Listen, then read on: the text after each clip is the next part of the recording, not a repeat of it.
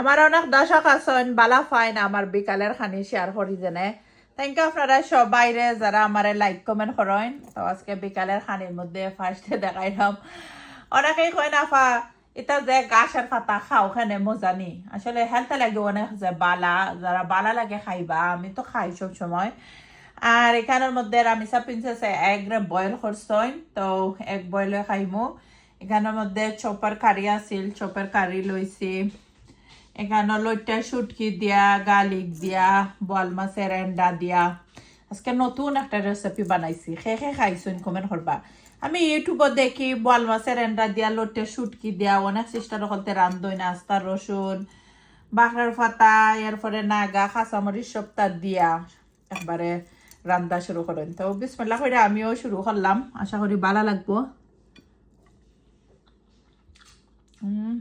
যে মজা হয়েছে মন টেস্টি থ্যাংক ইউ আপনারা সব বাইরে যারা আমার লাইক কমেন্ট করেন যা মজার একটা ভর্তা বানাইছিলাম দেখো কত খার পছন্দ জাম্বুরা দিয়া অরেঞ্জ ভর্তা কি বানাইছি